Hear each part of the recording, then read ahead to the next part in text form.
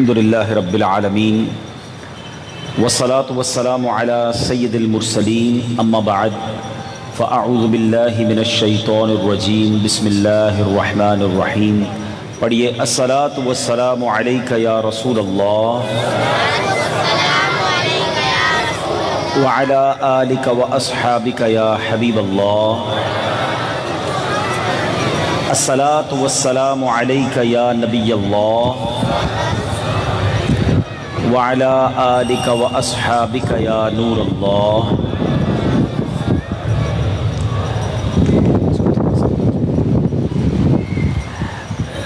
الحمدللہ عز وجل ہم اللہ کے گھر میں موجود ہیں۔ پہلے تو اعتکاف کی نیت کر لیتے ہیں۔ نویت سنت الاعتکاف۔ آج پنجاب کالونی کی پہاڑی والی مدینہ مسجد میں مبلغ دعوت اسلامی محمد عدنان عطاری مرحوم کے ایصال ثواب کے لیے یہ اجتماع رکھا گیا ہے۔ اللہ کریم مرحوم کو غریق رحمت فرمائے، ان کے درجات بلند فرمائے، جنت الفردوس میں اعلیٰ مقام عطا فرمائے۔ اس مسجد سے بھی اور عدنان بھائی سے بھی کافی گہرا تعلق رہا۔ ہمارا گھر بھی قریب ہی ہوتا تھا، تو مجھے اچھی طرح یاد ہے کہ یہاں پر اب پتہ نہیں وہ سلسلہ ہے کہ نہیں، اب تو کافی عرصہ ہو گیا اس علاقے سے گئے ہوئے، لیکن فجر کی نماز میں بھی یہاں صلاۃ و سلام پڑھا جاتا تھا۔ ابھی بھی ایسا ہی ہے ماشاءاللہ، اور یہ سال سے ہے، اور گھر میں بھی ہم ہوتے تھے تو صلاۃ و سلام کی آواز یہ پورے علاقے میں ماشاءاللہ گونجا کرتی تھی۔ اللہ پاک اس مسجد کی انتظامیہ اور جو بھی اس معاملے میں شریک ہیں سب کو جزائے خیر عطا فرمائے۔ اور کافی پرانے چہرے بھی مجھے نظر آ رہے ہیں جن کے ساتھ ہم نے اس علاقے میں مدنی کام کیا، اور میرا خود بھی یعنی تنظیمی اگر کوئی کام کی ابتدا ہوئی تو PNT کالونی، پنجاب کالونی، اسی علاقے میں بڑا ہوا، اور یہی باب رحمت مسجد ہے ابھی بھی ماشاءاللہ، وہاں ذیلی نگران تھا میں، وہاں درس دیا کرتا تھا۔ ہم الفلاح مسجد میں مدرسۃ المدینہ بالغان پڑھا کرتے تھے۔ ماشاءاللہ مجھے عبدالرؤوف بھائی، اظہر بھائی، محمد علی بھائی بھی نظر آئے، اور بھی پرانے چہرے نظر آ رہے ہیں۔ عدنان بھائی بھی ہمارے ساتھ ہی ہوتے تھے، اور بہت ہی شفیق، مہربان، میرے نگران رہے، اور ان کے ساتھ بڑا اچھا وقت گزرا۔ ہمیشہ ان کو مسکراتا دیکھا، مجھے تو یاد نہیں پڑتا کبھی ان کو غصے میں دیکھا ہو۔ ایسے شفیق اور مہربان ہمارے نگران تھے، اور بڑی جوانی میں وہ دنیا سے چلے گئے۔ اللہ پاک ان کی مغفرت فرمائے، ان کے درجات بلند فرمائے۔ سرمایہ تھے دعوت اسلامی کا، کئی اسلامی بھائی ان کی وجہ سے مدنی ماحول میں آئے، ان کی شفقتیں تھیں، اور آج شاید وہ ہوتے تو دعوت اسلامی جس تیزی سے آگے بڑھ رہی ہے تو ان کا بھی یقیناً دعوت اسلامی کے کسی شعبے میں بڑا ہی کام ہوتا۔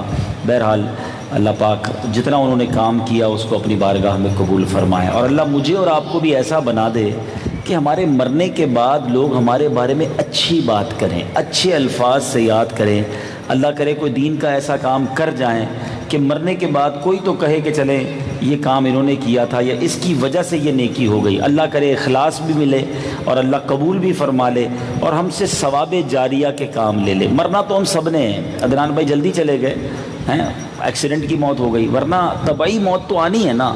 اگر کوئی ایکسیڈنٹ سے بچ بھی گیا، کوئی حادثے سے بچ بھی گیا، پھر بھی جانا تو ہے ہی۔ تو جب جانا ہے تو کچھ کر کے جائیں نا، ایسا کر کے جائیں کہ مرنے کے بعد بھی ثواب کے تحفے قبر میں پہنچتے رہیں۔ اللہ مجھے اور آپ کو ایسی زندگی گزارنا نصیب فرمائے۔ اور کمال کا ماحول ہے دعوت اسلامی کا۔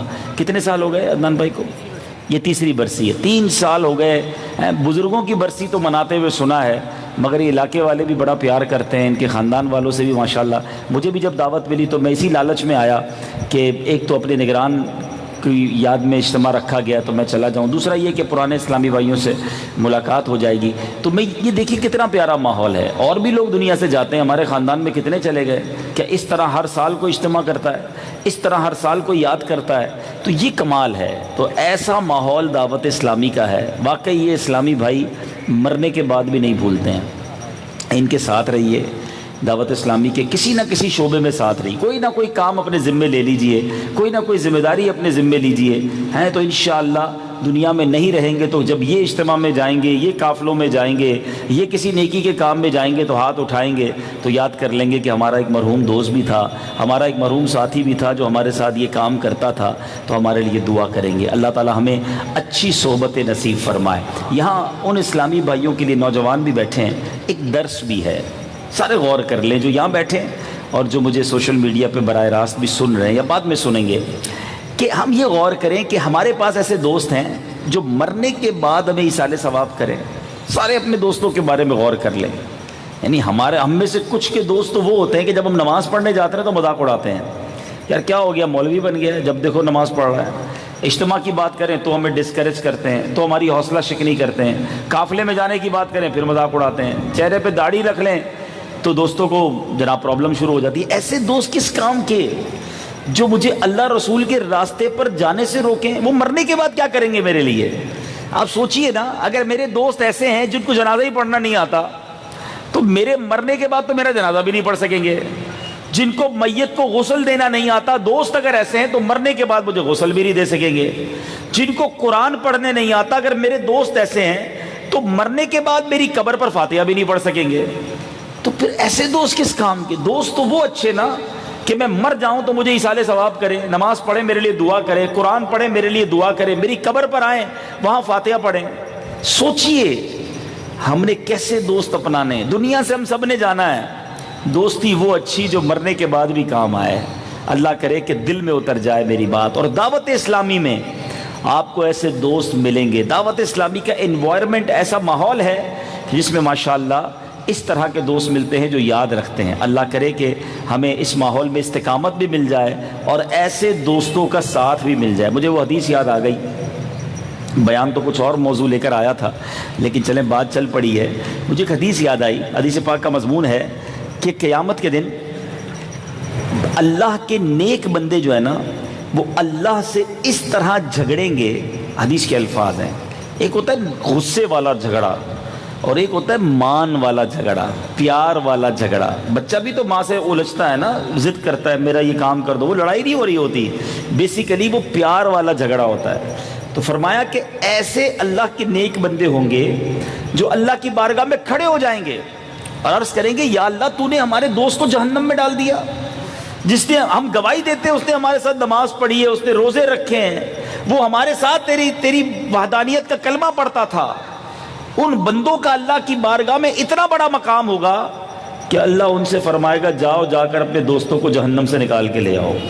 وہ جائیں گے اور ہاتھ سے پکڑ کر اس کو اپنے دوست کو نکال کے لائیں گے اور جنت میں ساتھ لے جائیں گے۔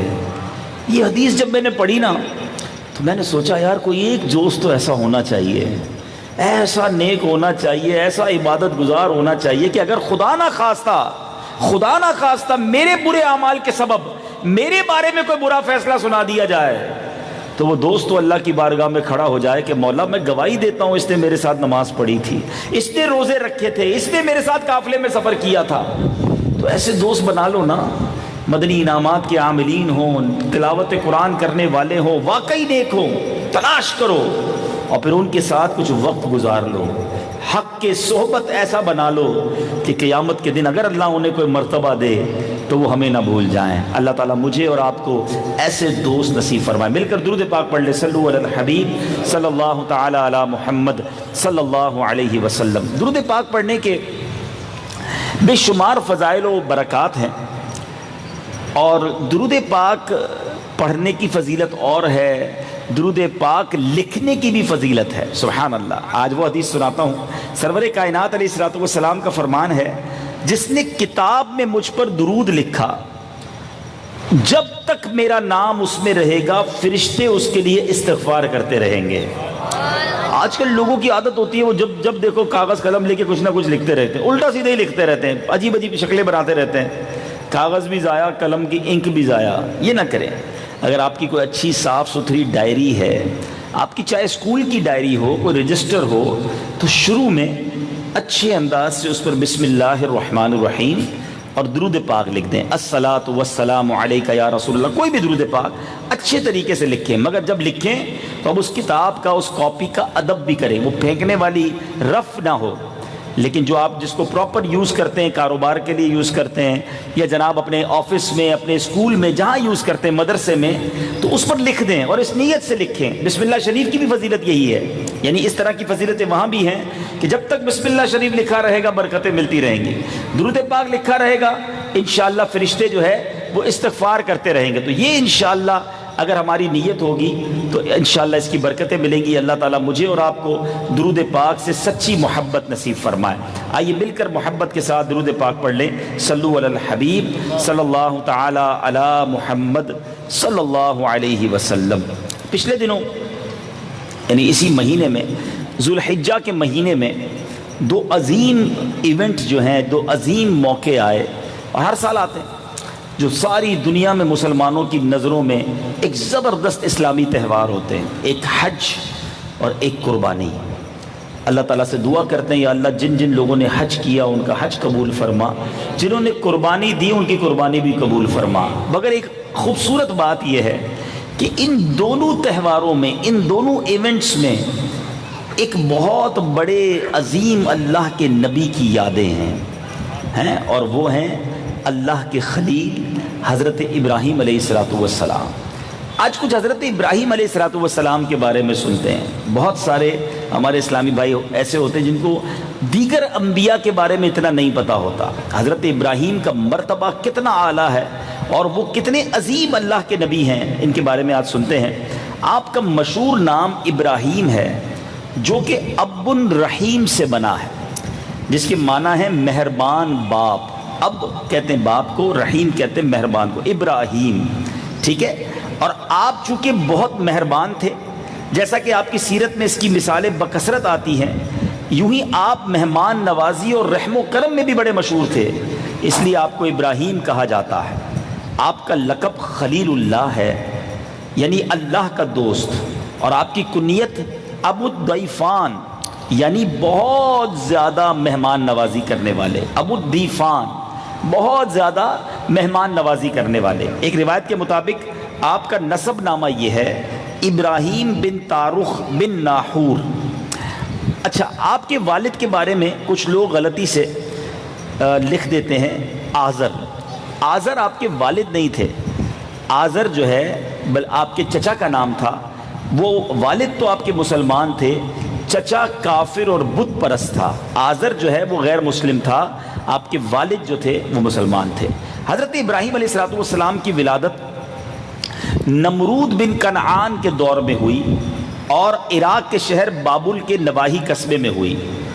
آپ کے ولادت کا واقعہ بھی بڑا عجیب و غریب ہے۔ نمرود جو ہے وہ بڑا خطرناک بادشاہ تھا، بہت بڑی اس کی حکومت تھی، خدائی کا اس نے بھی دعویٰ کیا تھا، لیکن اب اس کے آس پاس جو جادوگر ہوتے تھے اس نے بتا دیا کہ تیری سلطنت میں ایک بچہ پیدا ہوگا جو تیری سلطنت کے زوال کا سبب بنے گا، کیونکہ نمرود نے خواب دیکھا تھا کہ ایک ستارہ طلوع ہوا جس کی روشنی کے سامنے سارے آفتاب و مہتاب جو ہیں وہ ماند پڑ گئے۔ اس نے جب اس کی تعبیر پوچھی تو کہا ایک ایسا بیٹا، ایک ایسا بچہ پیدا ہونے والا ہے جو تیری سلطنت کو زوال ڈال دے گا۔ اب نمرود نے کیا کیا؟ نمرود نے پورے ملک کے اندر اعلان کر دیا کہ جو بچہ پیدا ہو اسے قتل کر دیا جائے، بچہ پیدا نہیں ہونا چاہیے، کیونکہ بچہ پیدا ہو جائے گا تو ہو سکتا ہے اس میں وہ بیٹا بھی آ جائے گا، وہ بچہ بھی آ جائے گا جو میری سلطنت کے زوال کا سبب بنے گا۔ مگر حضرت ابراہیم علیہ السلام کی والدہ کو جب حمل ٹھہرا تو آپ ایک تہہ خانے میں چلی گئیں اور وہاں جا کر آپ کی ولادت ہوئی۔ ہونی وہی تھی جو اللہ چاہتا ہے، آپ کی ولادت ہو گئی۔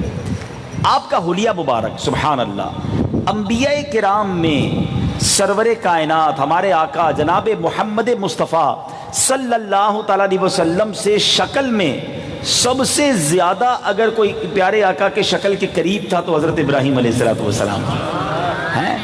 اور ایک اور بات، نبی پاک علیہ السلام جو کہ خاتم النبیین ہیں، مرتبے میں بھی پیارے آقا علیہ السلام کے بعد جس نبی کا نام آتا ہے وہ حضرت ابراہیم علیہ السلام۔ 1,24,000 کے قریب کم و بیش انبیاء اور رسول آئے، مگر نبی پاک علیہ السلام کے بعد مرتبے میں سب سے افضل و اعلیٰ جو ہیں وہ حضرت ابراہیم علیہ السلام ہیں۔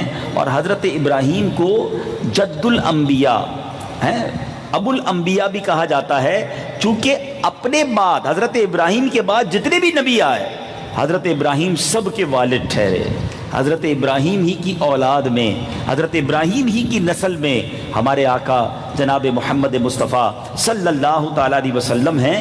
اور آپ ہی نے دعا کی تھی اللہ سے کہ اے اللہ جو آخری نبی ہیں وہ میری امت میں میری نسل میں پیدا فرما۔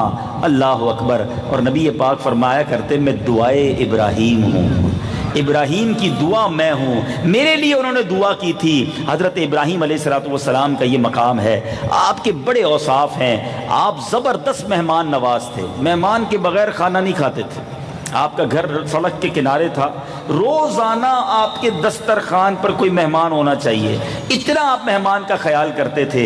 آپ کو یعنی کہا جاتا ہے اس طرح مہمان نوازی جو ہے وہ دنیا میں شروع کی تو حضرت ابراہیم علیہ السلام نے کی۔ اسی طرح آپ جو ہیں اللہ کی خوب عبادت کرتے۔ ایک بار اللہ سے عرض کی مولا میں اکیلا ہی نماز پڑھتا ہوں، باقی میں کسی اور کو دیکھتا نہیں نماز پڑھتے ہوئے، میرا دل ٹوٹتا ہے کہ تیرے بندے تیری عبادت کیوں نہیں کرتے۔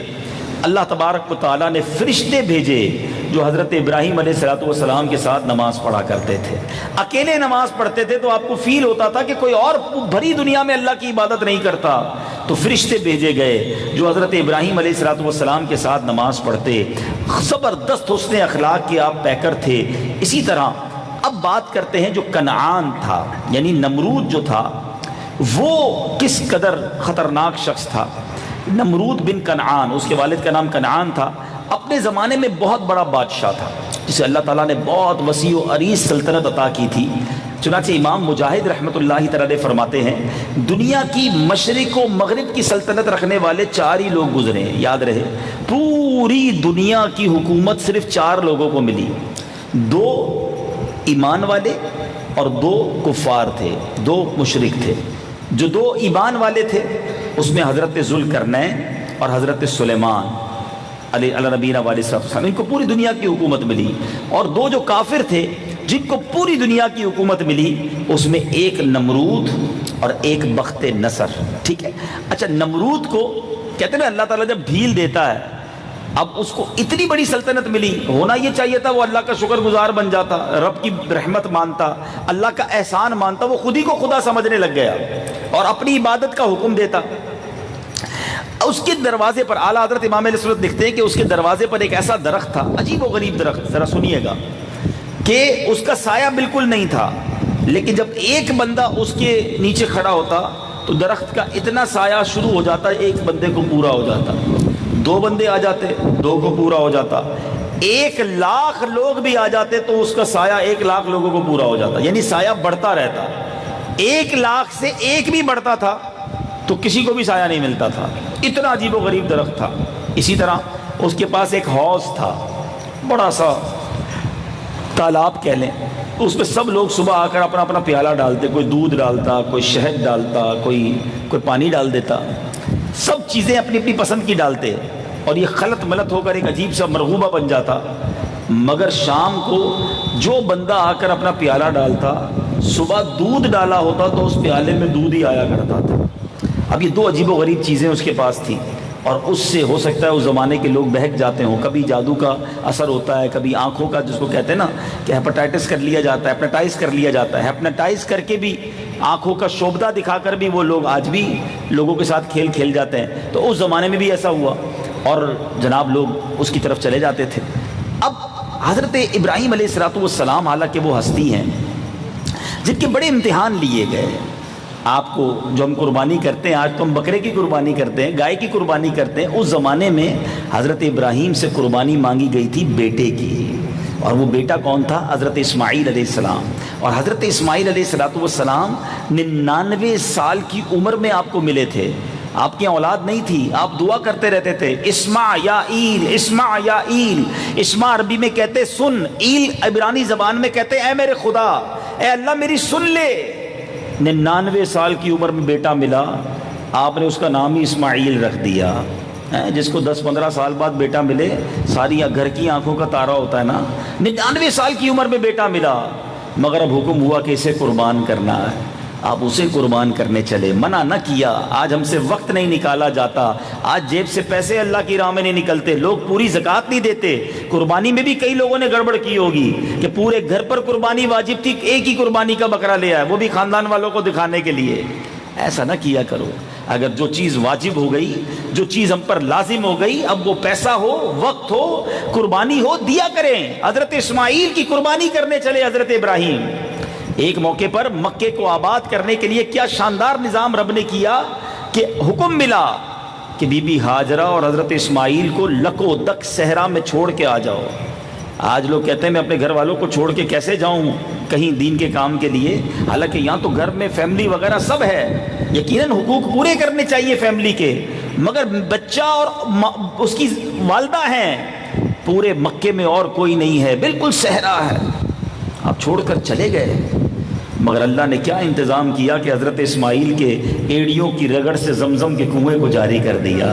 وہ پانی کا نکلنا تھا کہ مکہ آباد ہوتا گیا۔ اور پھر جب آپ نے مکے کی آبادی کے لیے دعا کی کہ اللہ اس میں برکت ڈال دے، اس کے پھلوں میں برکت ڈال دے، اس کے اناج میں برکت ڈال دے، آج دنیا بھر سے لوگ ادھر جاتے ہیں، جو حج کو گئے ہیں اور عمرے کو گئے ہیں وہ جانتے ہیں کہ کون سا سال ایسا ہے، کون سا مہینہ ایسا ہے کہ کبھی وہاں اناج کم پڑ جائے۔ ارے دنیا میں کہیں پھل نہیں ملتے، وہ پھل ہمیں مکہ پاک میں دیکھنے کو ملتے ہیں۔ حضرت ابراہیم کی دعا کا نظارہ ہم اپنی آنکھوں سے دیکھتے ہیں کہ کیا برکتیں ہیں وہاں پر، سبحان اللہ۔ مکہ آباد کرنے میں بھی حضرت ابراہیم کا بڑا کردار، حضرت اسماعیل کی بڑی قربانی، بی بی ہاجرہ کا بڑا جناب اس میں دخل ہے۔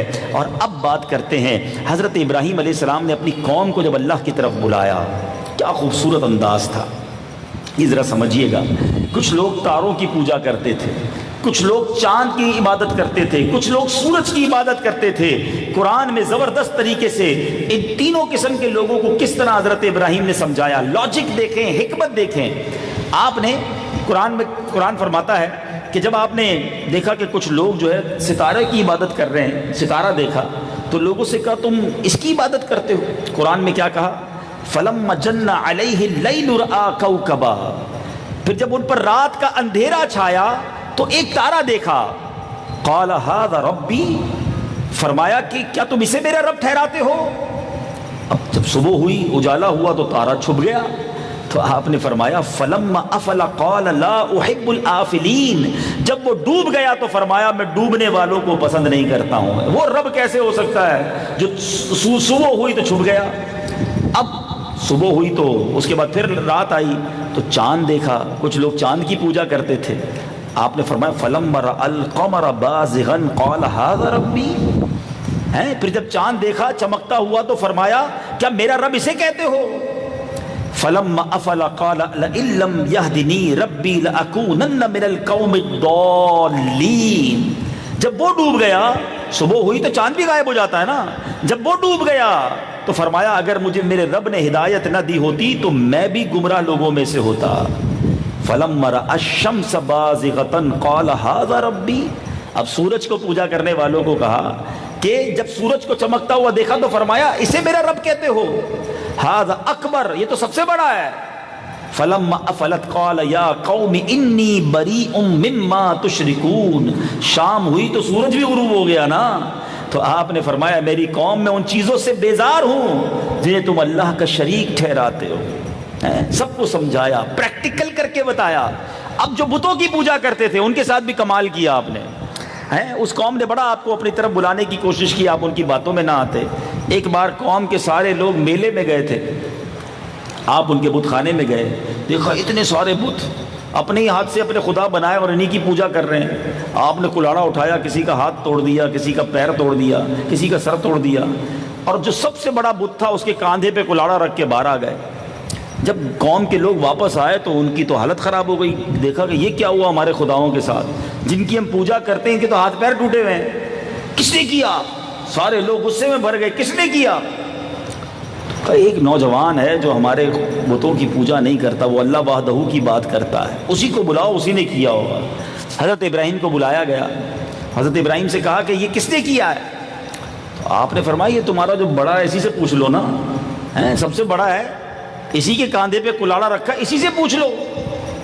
اب قوم کہتی ہے کہ یہ تو جواب تھوڑی دے سکتا ہے، یہ کہاں بتا سکتا ہے، یہ باتیں تھوڑی کرتے ہیں۔ ذرا غور کیجئے کتنا خوبصورت ایک ڈیمانسٹریشن، ایک مظاہرہ کر کے سمجھایا۔ اب حضرت ابراہیم نے جو ان سے بات کی وہ قرآن کے الفاظ ہیں، آپ کہتے ہیں قال افتعبدون من دون اللہ ما لا ينفعکم شیئا ولا یضرکم، کیا تم اللہ کے سوا ایسے کو پوچھتے ہو جو نہ تمہیں نفع دے سکے نہ نقصان پہنچا سکے؟ اُفٍ لکم، تف ہے تم پر، وَلِمَا تَعْبُدُونَ مِن دُونِ اللَّهِ، تم اللہ کے سوا کسی اور کو پوچھتے ہو۔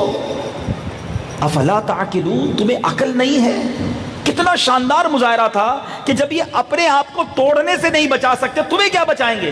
تم ان کی پوجا کرتے ہو اللہ کو چھوڑ کر۔ ہونا کیا چاہیے تھا؟ عقل ہوتی تو مان لیتے کہ تم صحیح کہتے ہو، ہم غلط تھے، ہم کلمہ پڑھتے ہیں، ہم ایمان لاتے ہیں۔ مگر کیا کیا اس قوم نے؟ آج بھی ایسے لوگ موجود ہیں، دلیل دو، ثابت کر دو، حقیقت سامنے لے آؤ، پھر بھی آنکھوں پر پردے پڑے ہوتے ہیں، دلوں پر مہر لگی ہوتی، نہیں مانتے۔ اس قوم نے بھی نہیں مانا، ماننے کی بجائے اعلان کیا کہ ان کو پکڑو اور آگ میں جلا دو، اپنے دین کو بچاؤ، اپنے خداؤں کی مدد کرو اور ان کو پکڑ کر جلا دو۔ یہ بھی قرآن میں الفاظ موجود ہیں، حرقوہ وانصروا آلہتکم ان کنتم فاعلین، ان کو جلا دو اور اپنے خداؤں کی مدد کرو اگر تمہیں کرنا ہے۔ اب کیا ہوا؟ اب حضرت ابراہیم علیہ السلام کو گویا گرفتار کیا گیا اور ایک بہت بڑی آگ لگائی گئی۔ اتنی بڑی آگ تھی کہ پرندہ بھی اوپر سے گزرتا تھا تو وہ جل جاتا تھا، دور دور تک آگ کے شعلے، یعنی کہا جائے تو غلط نہ ہوگا کہ تاریخ کی ایک بڑی آگ لگی تھی۔ اب آگ میں ڈالیں کیسے؟ اتنا قریب جا کر آگ میں ڈالیں گے تو ڈالنے والے بھی جل جائیں گے۔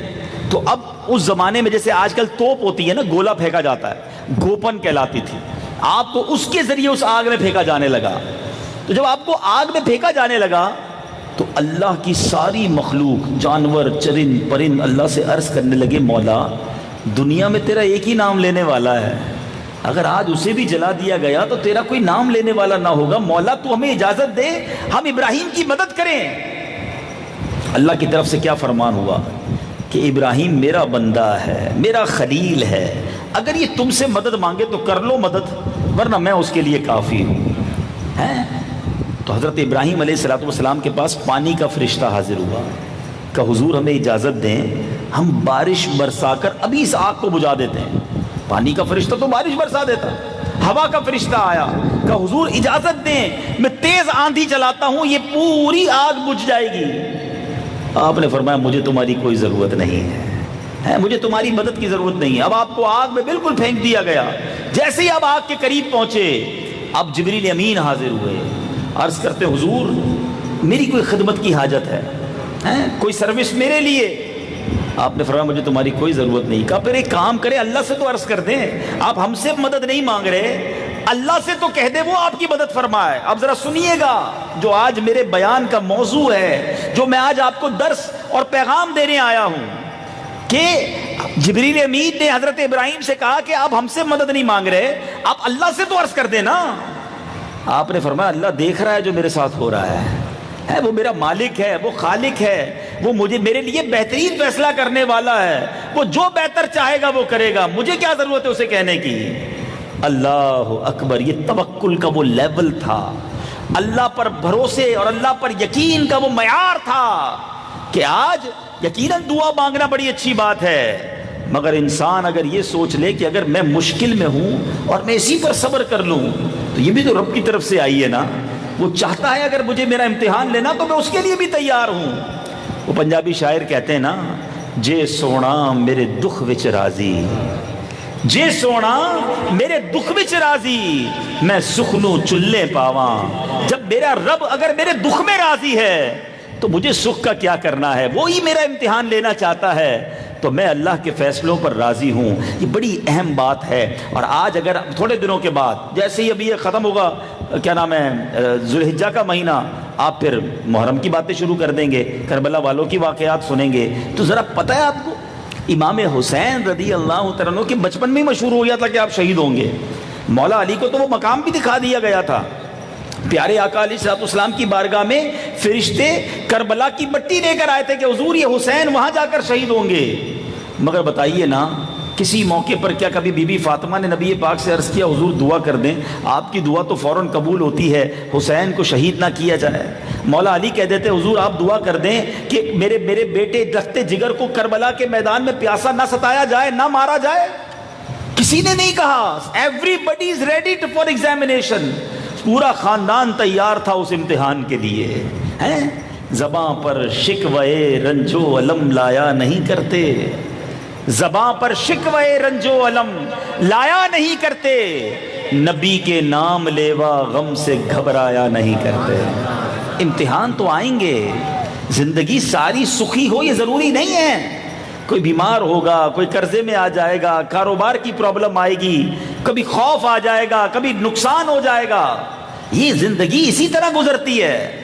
مگر یہ امتحان میں کامیاب نصیب والے ہوتے ہیں، اور یہ اعلان قرآن میں پہلے سے ہوا ہے، وَلَنَبْلُوَنَّكُمْ بِشَيْءٍ مِّنَ الْخَوْفِ وَالْجُوعِ وَنَقْصٍ مِّنَ الْأَمْوَالِ، ہم ان قریب تمہیں آزمائیں گے۔ کن چیزوں سے؟ خوف سے، بھوک سے، مالوں کی کمی سے، جسم میں بھی پرابلم آئے گی، مگر جو ان تمام چیزوں سے اللہ کا صبر کر کے گزریں گے، آگے قرآن کہتا ہے وَبَشِّرِ الصَّابِرِينَ، خوشخبری ہے صبر والوں کے لیے، الَّذِينَ إِذَا أَصَابَتْهُمْ مُصِیبَہ، جب انہیں مصیبت میں گرفتار کیا جاتا ہے، مصیبت طاری ہوتی ہے، قالوا انا للہ وانا الیہ راجعون، جب ان پر مصیبت آتی کہتے ہیں ہم اللہ ہی کا مال ہیں، اللہ ہی کی طرف لوٹ کر جانا ہے۔ شکوے نہیں کرتے، شکایت نہیں کرتے، کمپلین نہیں کرتے۔ اب کیا ہوا حضرت ابراہیم کا؟ کیا جل کے راکھ ہو گئے؟ سنو، جب سب سے مدد لینے سے انکار کر دیا نا، تو اب اللہ نے آگ کو براہ راست حکم دیا۔ قرآن میں یہ الفاظ موجود ہیں، قلنا یا نار کونی بردا وسلاما علی ابراہیم، ہم نے فرمایا اے آگ ہو جا ٹھنڈی اور سلامتی ابراہیم پر۔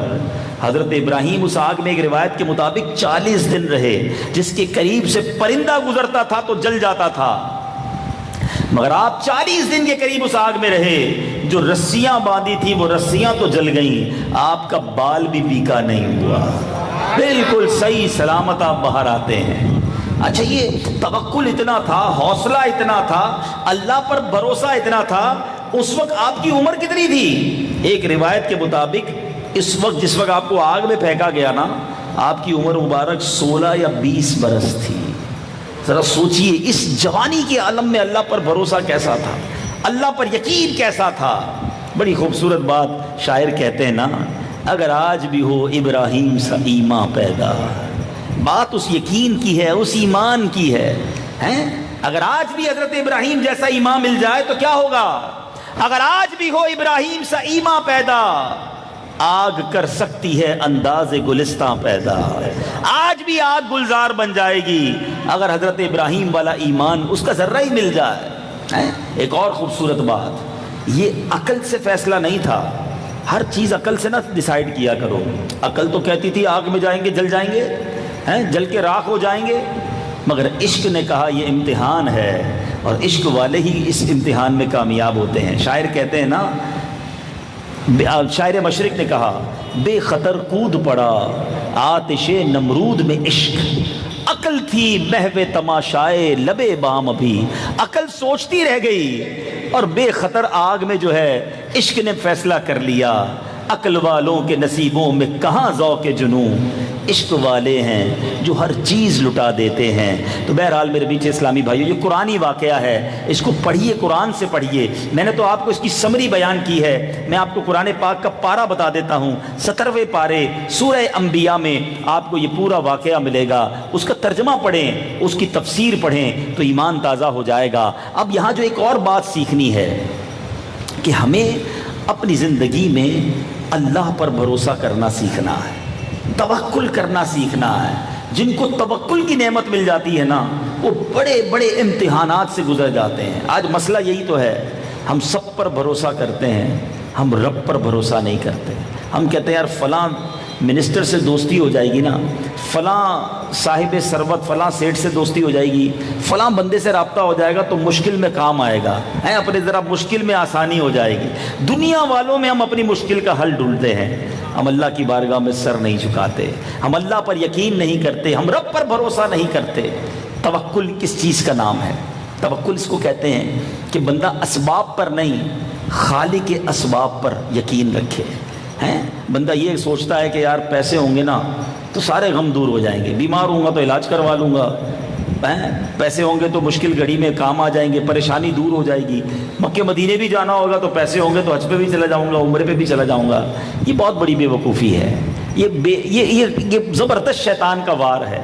اگر پیسے سے ہی علاج ہوتا نا تو دنیا کا کوئی امیر بیمار نہ ہوتا، پیسے سے ہی بندہ خوشحال ہوتا تو دنیا کا کوئی امیر غمگین نہ ہوتا۔ اور آپ سمجھتے ہیں پیسے سے مکے مدینے جاتے ہیں؟ یہ بھی بھول ہے آپ کی۔ بہت سارے کروڑ پتی لوگ ہیں، ساری دنیا دیکھی ہے مگر مدینہ نہیں دیکھا، اور بہت سارے ایسے غریبوں کو میں نے دیکھا ہے جن کے پاس رہنے کو گھر نہیں ہے، آقا انہیں بار بار بلا رہے ہیں۔ کہاں کا منصب، کہاں کی دولت، قسم خدا کی ہے یہ حقیقت، جنہیں بلایا ہے مصطفیٰ نے وہی مدینے کو جا رہے ہیں۔ تو مال و اسباب یہ سب کچھ نہیں ہے، اللہ جسے چاہے اس پر رحمت فرماتا ہے، اس پر کرم فرماتا ہے۔ ہمیں رب عز و جل پر بھروسہ کرنا ہے، اور ہمیں اللہ تبارک و تعالیٰ کے فرمان پر، اللہ کے جو بھی فیصلے ہیں اس پر ہم نے یقین رکھنا ہے۔ تو انشاءاللہ اگر یہ ہمارا ذہن ہوگا تو مشکل گھڑی میں بھی آپ کو تکلیف نہیں ہوگی۔ مثال کے طور پہ آپ کسی کام کی توجہ چاہتے ہیں، آپ چاہتے ہیں کام ہو جائے اور وہ کام نہیں ہوتا تو کیا ہوگا؟ جب وہ کام نہیں ہوگا تو آپ کو تکلیف ہوتی ہے، یار میرا یہ کام نہیں ہوا، نوکری نہیں لگی، میرا پراپرٹی نہیں ملی، میرا وہ کام نہیں ہوا۔ لیکن جس کو اللہ سے محبت ہو جائے گی نا، جس کو اللہ پر یقین ہو جائے گا، اس کا کام نہیں ہوگا تب بھی وہ سکون میں رہے گا کہ اللہ نے نہیں کیا، یہی میرے لیے بہتر ہوگا۔ مجھے بتائیے، میری ماں اور میرے والد، آپ کے بھی والدین ہمارے بارے میں کبھی برا فیصلہ کر سکتے ہیں؟ نیگیٹو سوچ سکتے ہیں؟ ماں باپ نے جب بھی سوچا ہمارے لیے اچھا ہی سوچا، تو جب میرے ماں باپ میرے لیے اچھا فیصلہ کر رہے ہیں تو کیا میرا رب میرے بارے میں غلط فیصلہ فرمائے گا؟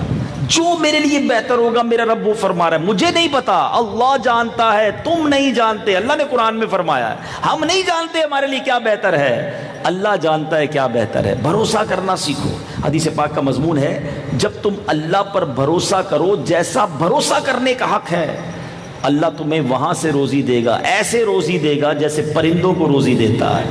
سارے پرندے صبح گھر سے نکلتے ہیں نا، گھونسلے سے خالی پیٹ ہوتے ہیں، کروڑوں پرندے نکلتے ہیں، شام سارے پیٹ بھر کر واپس آتے ہیں، اور انہیں یہ ٹینشن نہیں ہوتی کل کیا ہوگا۔ ابھی بقرعید میں آپ نے جانور پالے ہوں گے، کبھی دیکھا کسی بکرے نے، کسی گائے نے، آپ نے چارہ کھلایا ہو، اس نے ٹوکری پیچھے کر لی ہو کہ یہ کل کے لیے رکھوں گا، اس کو کوئی ٹینشن نہیں ہے، اس کو پتہ ہے آج اللہ نے کھلایا، کل بھی اللہ نے کھلانا ہے۔ یہ ایک انسان ہی ہے جس کو ٹینشن ہی رہتی ہے، جس کو بھروسہ ہی نہیں آتا۔ ہمارے گھر بھرے ہوئے ہیں، فریج بھرے ہوئے ہیں، جیب بھری ہوئی ہے، پھر بھی ٹینشن ہوتی ہے کل کیا ہوگا، پرسوں کیا ہوگا، مہینے بعد کیا ہوگا۔ ارے اللہ کے بندو، اللہ پر بھروسہ رکھو، جس نے پیدا کیا ہے وہی کھلائے گا، اس نے روزی کا وعدہ کیا ہے، اس نے سارے معاملات اس کے سپرد کر دو۔ اگر آپ بیمار ہیں، قرضے میں ہیں، پریشان ہیں، آج میں آپ کو ایک وظیفہ بتاتا ہوں، اور یہ وظیفہ بھی قرآن کا وظیفہ ہے، سبحان اللہ، اور اس کا معنی بھی سمجھ لو تو طبیعت ہری بھری ہو جاتی ہے۔ ہوا کیا تھا، حضرت موسیٰ علیہ السلام کے جب فرعون کے لوگوں سے مقابلہ تھا تو فرعونیوں میں ایک شخص تھا جو یہ پڑھتا رہتا تھا، ساری فرعونی قوم پر عذاب آیا، اس پر نہیں آیا۔ وہ اللہ کا بندہ تھا، اللہ سے محبت کرتا تھا، وہ ایک جملہ کہتا تھا، وَأُفَوِّضُ أَمْرِي إِلَى اللَّهِ إِنَّ اللَّهَ بَصِيرٌ بِالْعِبَادِ۔ اس کا مطلب ذرا سمجھیے، اور یہ قرآن میں شامل کر دیا گیا ہے، قرآن میں یہ الفاظ موجود ہیں۔ اس کا مطلب یہ ہے کہ میں اپنے کام اپنے اللہ کو سونپتا ہوں، وَأُفَوِّضُ أَمْرِي إِلَى اللَّهِ إِنَّ اللَّهَ بَصِيرٌ بِالْعِبَادِ۔ اللہ اپنے بندوں کو دیکھتا ہے، سونپ دو نا اللہ کو۔ پریشان ہو، قرضے میں ہو، بیمار ہو، کسی پریشانی میں ہو، 2 رکعت صلاۃ الحاجات پڑھ کے ہاتھ اٹھاؤ اور اللہ سے عرض کرو، مولا اپنے سارے کام تجھے سونپتا ہوں، بندہ ہوں تیرا، تیرے سپرد کرتا ہوں۔ اور پھر اللہ پر بھروسہ کرو، وہ ایسی غیب سے مدد فرمائے گا جدھر سے آپ کا گمان بھی نہیں ہوگا۔ اور یہ وعدہ بھی رب نے قرآن میں کیا۔ اللہ قرآن میں فرماتا ہے، وَمَن يَتَّقِ اللَّهَ يَجْعَل لَّهُ مَخْرَجًا، جو اللہ سے ڈرے اللہ اس کے لیے نجات کا راستہ نکالے گا، بالکل نکلے گا راستہ۔ پہلے اللہ سے ڈرنا، اللہ سے بھروسہ کرنا سیکھ جاؤ، اللہ کی بات ماننا سیکھ جاؤ، پھر کیا ہوگا، وَيَرْزُقْهُ مِنْ حَيْثُ لَا يَحْتَسِبُ، اللہ ادھر سے روزی دے گا جدھر سے گمان بھی نہیں ہوگا، ہم سوچ بھی نہیں سکیں گے، اللہ ادھر سے روزی عطا فرمائے گا۔ اور اللہ قرآن میں فرماتا ہے وَمَن يَتَوَكَّلْ عَلَى اللَّهِ فَهُوَ حَسْبُهُ، جو اللہ پر بھروسہ کرے اللہ اس کے لیے کافی ہے، اللہ وہ بھروسہ عطا کر دے۔ آج کے اس اجتماع کی برکت سے کاش میں اور آپ رب سے محبت کرنے والے بن جائیں، اللہ پر بھروسہ کرنے والے بن جائیں۔ امتحان آئیں گے، سخی کوئی نہیں ہے دنیا میں، یاد رکھنا۔ اگر زندگی میں سکون چاہیے نا تو اپنے سے زیادہ دکھی کو دیکھ لو، اپنے سے زیادہ پریشان کو دیکھ لو، آپ کو پھر بھی شکر کرنے کا جی چاہے گا۔ اگر آپ چھوٹے گھر میں رہتے ہو تو جھونپڑی میں رہنے والے کو دیکھ لو، جھونپڑی میں رہتے ہو تو روڈ پہ سونے والے کو دیکھو۔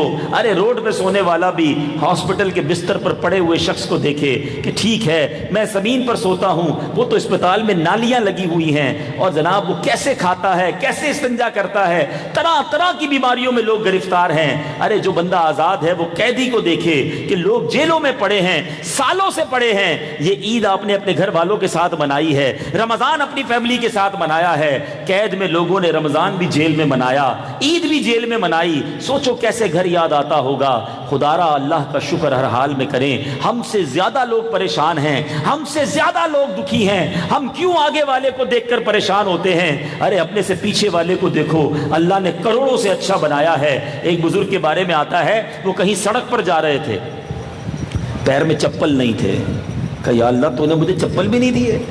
قریب سے ایک اور بندہ گزرا جس کے پیر ہی نہیں تھے، آپ نے اللہ کا شکر ادا کیا، یا اللہ تیری مہربانی، معاف کر دے مولا، شکوہ کیا میں نے، مجھے چپل نہیں دی تو اس کو تو پیر ہی نہیں ہے۔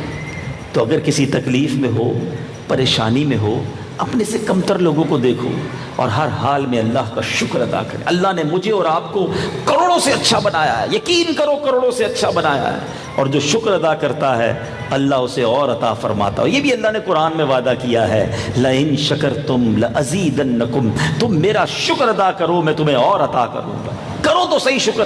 ادھر تو شکوے ہی ختم نہیں ہوتے، جس کے پاس جاؤ کیا حال ہے، بندہ پوچھ کے پچھتا رہا ہوتا ہے، یار کیوں پوچھ لیا اس سے، اب وہ شروع ہو جائے گا، بہت برا حال ہے جناب، کاروبار بھی ٹھپ ہو گیا، طبیعت بھی صحیح نہیں ہے، گھر بھی خراب ہے، یہ بھی پریشانی وہ بھی۔ ارے بھائی کوئی شکر کا کوئی ایک جملہ تو نکلے زبان سے، استغفر اللہ۔ نہ کرو ایسا، شکر گزار بندے بن جاؤ۔ نا شکر اللہ کو پسند نہیں ہے تو آج کے بعد ناشکری نہیں کریں گے انشاءاللہ، نیت کر لیں انشاءاللہ۔ ہر حال میں اللہ کا شکر، زبان پر شکوہ نہیں آنا چاہیے۔ آپ شکر ادا کرنے والے بنو، زندگی کے مزے اٹھاؤ گے انشاءاللہ۔ اللہ آپ کو اور مجھے اپنے شکر گزار بندوں میں شامل فرما لے۔ اللہ مجھے اور آپ کو توکل کرنے والے بندوں میں بنا دے۔ اللہ اپنی محبت ہم سب کو عطا کر دے، اس کے فیصلوں پر یقین نصیب کر دے، اس کے فیصلوں پر اطمینان نصیب کر دے، اور جس کو یہ دولت نصیب ہو جاتی ہے اس کی زندگی پرسکون ہو جاتی ہے، وہ بڑی خوشحال لائف گزارتا ہے۔ اللہ مجھے اور آپ کو ایسی زندگی عطا فرمائے۔ جن کو توکل نہیں ہوتا، جن کو بھروسہ نہیں ہوتا، وہی حرام روزی کی طرف جاتے ہیں،